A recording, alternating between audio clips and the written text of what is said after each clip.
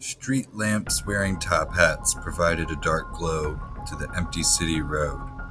A silhouette stood beneath one of the lights, haunting like the shadow of a stingray sifting in deep, murky water.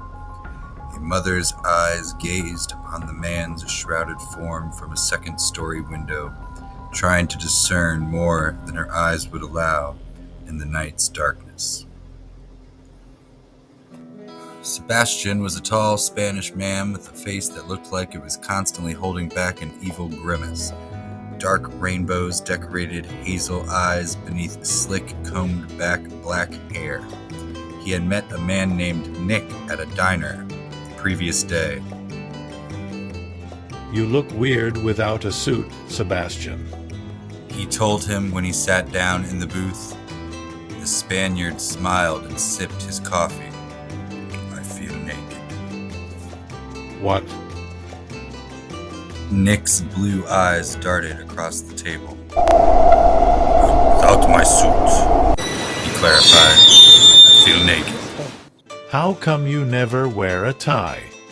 Sebastian looked out the window at the racing city streets beneath the hot sun, seemingly uninterested. I like to wear suits without them. You don't have to wear a suit. Nick pointed out. I never wear one.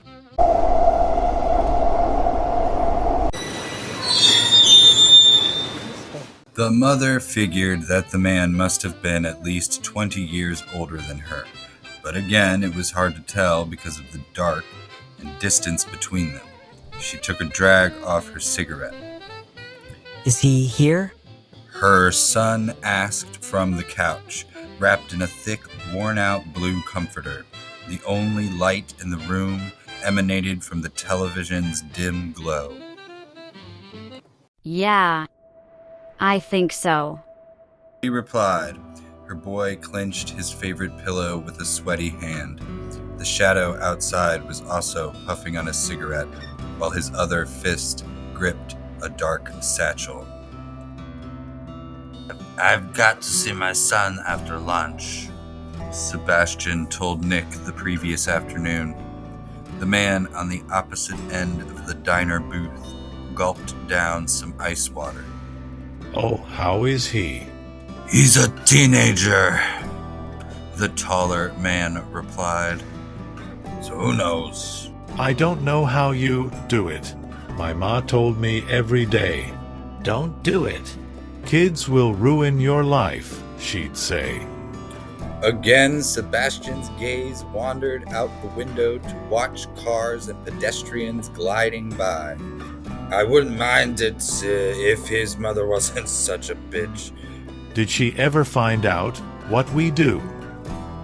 Nah, but I don't think she ever wanted to know, as long as the money kept coming. Nick cocked his head. Whatever happened to you two anyway? I don't want to talk about it. The mother cuddled up with her son the following night. How are you feeling, babe? What? How are you feeling? Oh, The child sighed. hungry, I guess. You know you can't eat until this is all over. I'm sorry, baby.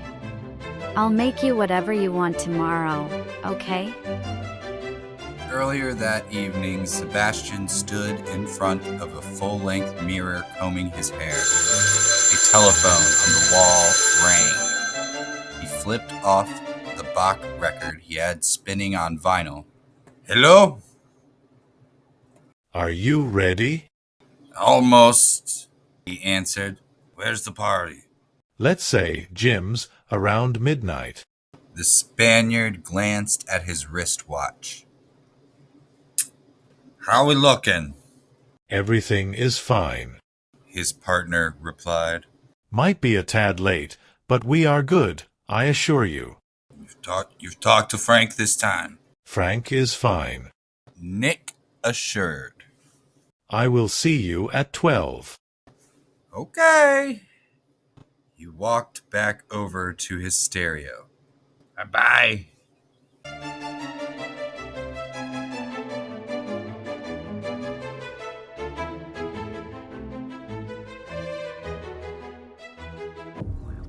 was a knock at the mother's door, and her son's heart leapt. Is that him? The boy asked. I think so. She stood up to go answer the door. I'm scared, Mommy. Hello, the stranger greeted. Now that he was close and in the apartment building's hallway light, the mother could see that he was a pale man with large spectacles and spiky white hair that prickled out his spotted head like cactus needles. I will be a doctor this evening. The two adults walked into the living room. Here's my son, Jeremy. Ah, yes, the boy, the doctor exclaimed with an odd joy. The jingling of medical tools in the man's satchel could be heard as he walked over to the couch. Hello, Jeremy. Hi. The child squeaked out politely. The doctor took a stethoscope from the bag and latched it to his ears as the boy's mom watched nervously from the doorway between the living room and the kitchen. You're a brave kid, you know that. He noticed Jeremy's breath was quick and harsh before pulling out a large syringe and filling it with a drug resembling melted lime jello. The mother felt her boy's fear from across the room. She took a step forward. What's that for? While the doctor handled the needle, he said, Why don't you go fix us some coffee? Giving Jeremy one more worried glance, she crept into the kitchen behind her to find that jar of instant coffee sitting on top of the stove, which she flicked on to get some boiling water. The doctor strolled into the kitchen when the teapot whistled, and the mother poured the water to make the man his beverage. Jeremy will be unconscious for about a good 7 hours. The mother was leaning on the counter by the fridge. How long will it take? Oh, 2 or 3 hours. The room's dim fluorescent glow flickered above a cracked orange floor. Give or take. Do you mind if I sit? No, go ahead. Pulling a metal chair to sit down on its gray cushion, the older man observed the thin, short, blonde woman as she handed over the hot mug. Thank you. He took a sip. A few things before I get started. Jeremy cannot stay on the couch. I'll also need a clean sheet and a clean table. This sheet should be something you won't mind tossing after. And that'd be better than the boys' Batman sheets or what have you. Okay. A string of dirty golden hair fell in front of her face. He took another sip, and the hot brew made his eyes bulge a little. And some sugar, please. The prior evening, Sebastian's tanned hands gripped the steering wheel of his luxury sedan. Unable to tolerate the silent stinging between him and his son, he said, So you got birthday coming up. Yeah, The deep voice felt dark and distant to the father. You know what you want? There was a sigh after enduring more quiet buzzing. I'll get you whatever you want. Just name it. And the car stopped in front of Sebastian's ex-wife's house. The young man stepped out. Dad, when you going to tell me where you get your money? He gave his child a long, serious stare. Tell your mom I said hi, he finally said. I'll see you next week, Seth. The doctor put the bloody sheet in the trash bag, washed his hands, and lit a cigarette. So he'll be passed out like that for another 4 hours or so, he explained to the mother. He's gonna be okay, though. He's a tough kid. And the money? The doctor looked at the woman with a peculiar, scrunched expression, smoke floating out of his cigarette. My associate will be arriving shortly to give me a lift. He'll have the cash, too.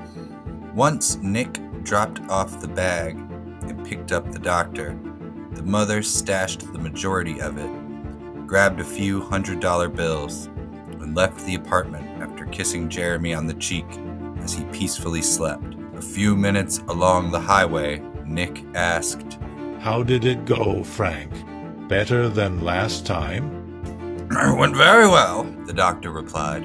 Kids are easier than adults, so should be good for tomorrow's operation. Sebastian was sitting at a bar trying not to notice two young, drunk women at the opposite end of the bar, instead watching sports highlights on the TV. He checked his watch and saw it was 12:04, then motioned for the barkeep. Another whiskey, please. The mother told her dealer that she won a lottery ticket at the gas station and spent a few hundred before rushing back to her Baltimore apartment. Jeremy was still knocked out on the sofa under his faded blue comforter. She glanced over at him before rushing to the bedroom, flipping on a lamp, reaching into her dresser, and pulling out a syringe, a burnt spoon, and a worn-out belt. With a sigh of immense relief, the mother reached into her jeans pocket and seized a lighter, her cigarettes, and a plastic baggie stuffed with dirty white powder.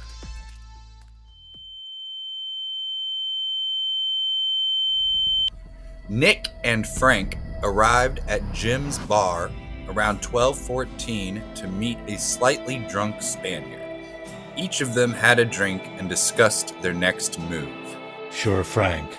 Nick said while placing some money on the bar around 1 a.m. Sebastian eyed the doctor as they stood up from their bar stools. Hey, who's your team? Well, the Knicks, the doctor answered. Oh, the taller man's long black hair wiggled when he shook his head. Sorry to hear that. The three individuals proceeded to walk over to Nick's vehicle in the parking lot. The trunk popped open and they all huddled around a thick cooler. So there it is. Sebastian glanced at the wet, yellow kidney on ice. It's so small.